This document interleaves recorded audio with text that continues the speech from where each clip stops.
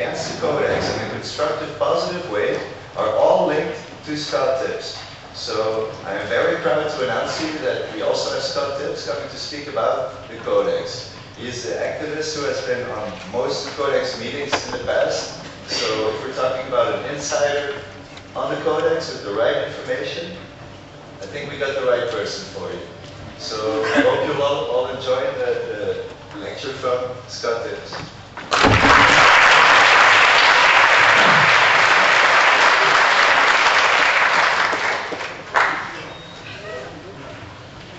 Well, thank you very much. I'm not used to seeing so many friendly faces. I go to Codex meetings.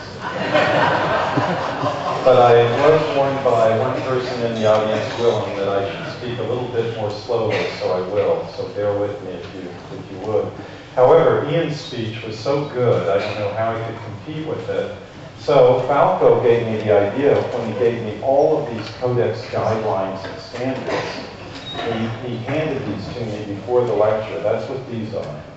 And so I thought I would start by reading from them, and you would get a real idea of what it is. But no, you're laughing, so I guess I better not do that. But next time, maybe I will, and you'll be very entertained. But these are pretty heavy documents. Well, I want to start out in a rather unusual way, and that is to tell you that right now, as we sit here, as you sit there, that there is a cure for cancer that exists. And this cure for cancer is something that a researcher named Dr. Yamamoto, a Japanese gentleman, who works in the US, has been researching since the early 1990s. And he's been defeating every cancer he came across. Now, admittedly, these are not large studies. They're usually a couple of dozen people, 18 people sometimes 30 people and the like.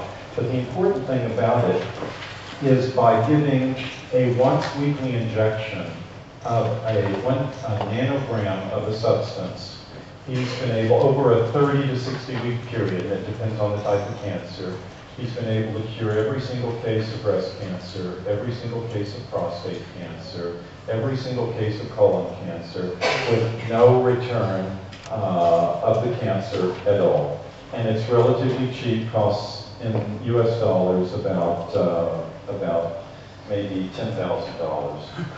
Now, the reason his name is Dr. Yamamoto. And I'm sorry, I don't recall his first name, but if you go to our website, you'll get the address later at the end. You can find a couple of articles that the author, Bill Sardi, wrote on this very subject. So you can just look it up from there. This picture that you see here is an actual macrophage attacking and destroying a cancer cell. And the reason this is important, and you'll get the importance of what I'm telling you now much later as we go through the talk about Codex, is that everyone in this room has two immune systems. You have what's known as the innate immune system with your macrophages, and then you have an acquired immune system. That's where you get a childhood disease, for instance, and you acquire antibodies. And these antibodies will then attack the virus or the bacteria or the gram-negative pathogen. But the first responders on the scene are not the antibodies you get from a vaccination or your childhood disease. It's from your innate immune system, the macrophage system. They're the first ones to arrive on the scene, and they're the most powerful ones. Actually, there's a lot of evidence that vaccinations don't protect you that much. In fact, there's a lot of evidence that they actually kill you. But leaving that aside, the problem with macrophages and your innate immune system in cancer is that the cancer cell exudes this enzyme called nagalase. And nagalase inactivates the macrophages, stops them dead in their tracks so they can't do anything. They can't attack and kill the cancer. But what Dr. Yamamoto found was by giving reinforcements of a substance called GCMAF, that's the substance he uses, which I was holding back as kind of a mystery trick. Anyway, MAF stands for macrophage activating factor. It's like sending reinforcements to the army. It gives enough activating factor for your macrophages to build up and overwhelm the cancer cells and destroy them completely. And that's what he's been doing, and he's been doing it for about 17, 18 years. So when you keep this in mind as we go through, and some other instances I'll give you as well, but the thing to remember is the conventional approach, the cut, poison, burn approach, kills. This is the conventional thing, the chemotherapy, radiation treatment, surgery, and the like. And it actually kills enormous numbers of people. Now, Ian already went ahead of me first, and he spoke about the 800,000 deaths per year, roughly. He spoke in other terms, but if you take, other numbers I should say, but if you take these numbers that are up here on the screen, and you look at them, hey, I have a laser pointer. If you look at them, these are actually fairly conservative figures. And again, these are deaths in the United States per year from doctors. And actually the average figure in the US is 127,000 deaths per year from properly approved, considered by the Food and Drug Administration in the US, drugs. And even food isn't immune from this. You have about 5,000 deaths a year from food. So you have quite a toll every year from the US. Now, if you want to know what the toll is in Belgium, it's going to be whatever the percentage of the population is here, just scaled down to that number.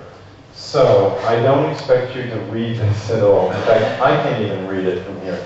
But I'll tell you, you just get the sense of it from the general shape of the diagram or the chart. And up here, with the help of my friendly laser pointer, is this is the death rate right here, and the highest is right here. This is where you have the highest risk. And this is all the risk of dying relative to being killed on a Boeing 747 flight. And if you go to the number 1, which is right here, this is the Boeing 747 flight right there. But everything above is more dangerous than that. And the most dangerous of all is the risk of dying in a hospital, in an acute care hospital. Right there, that's the highest risk. Your second, and these numbers are from the US government, by the way. They aren't numbers that I made up. And then your second greatest risk is your risk of dying from smoking, right there. But you go down the scale and you get the other things, properly prescribed drugs, over-the-counter medications. In the US, 17,000 people a year die from taking ibuprofen. You go on down, down, down, down, down. The lowest thing right here, that's your risk of dying from being hit by a meteorite. So, right there. And then I'm going to skip over the second to last one to tell you your third to last least risk is from being stung by a bee, falling off a horse, or being hit by lightning. Now, those of you who are really curious, you may wonder, what's the second to last thing? He's not telling us about that.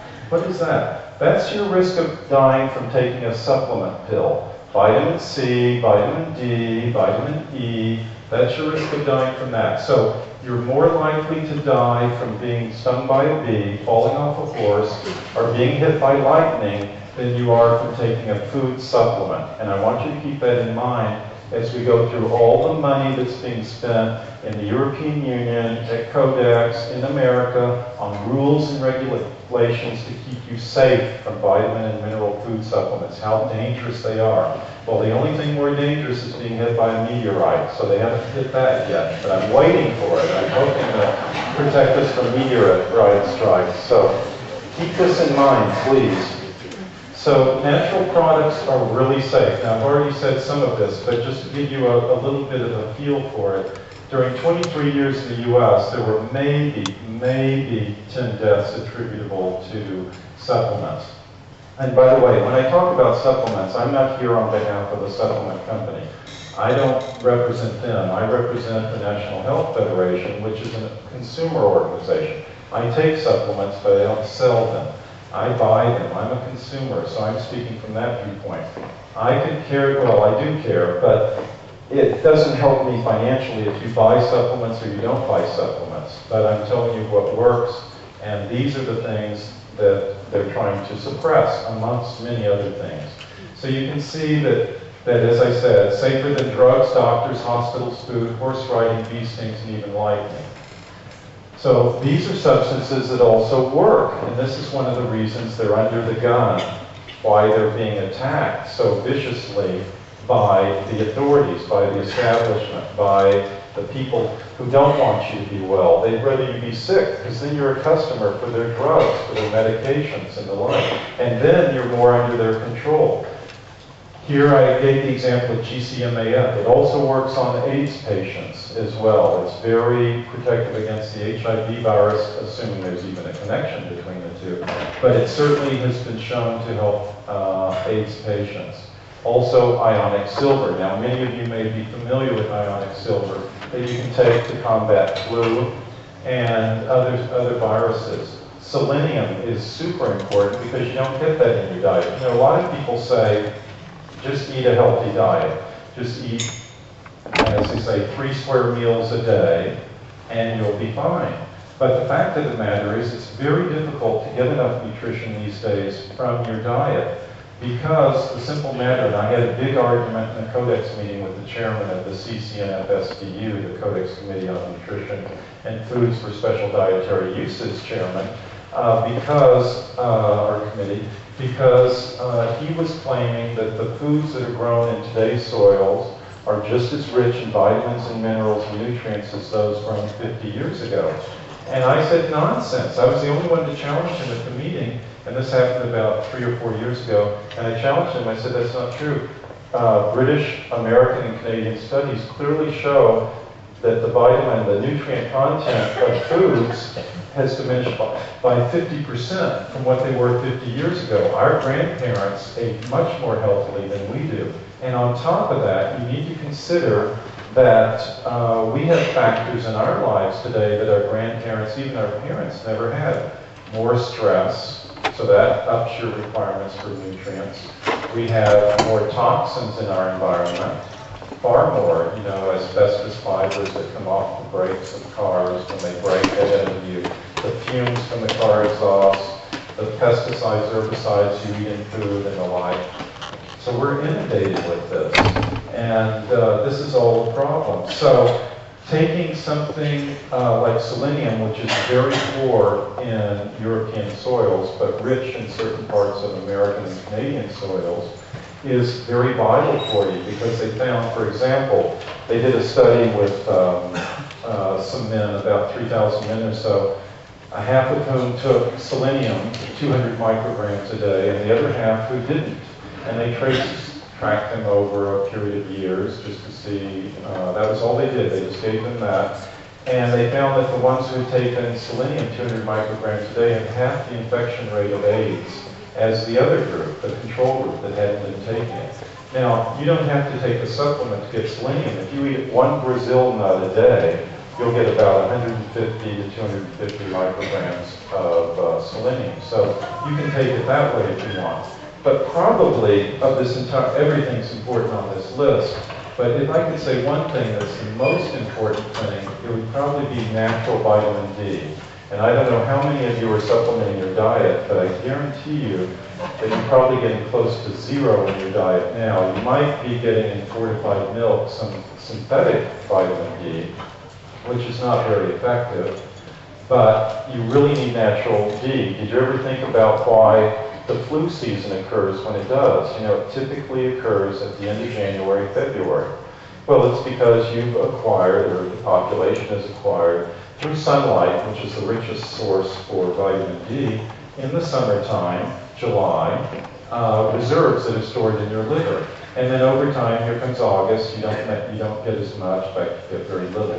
The optimal time for producing vitamin D in your skin in Belgium is July. Give or take a week either side. Forget about August, I don't care if it's a sunny day. Forget about June, I don't care if it's a sunny day. It's July, that's it. And certainly rule out November and December. So here comes August, then comes September, your reserves are lower. October, lower still. November, very low. December, practically gone. January, definitely gone. And you have no protection for against viruses, against cancer, against any gram-negative pathogens. So it's really important to supplement, again, with natural vitamin D. Now,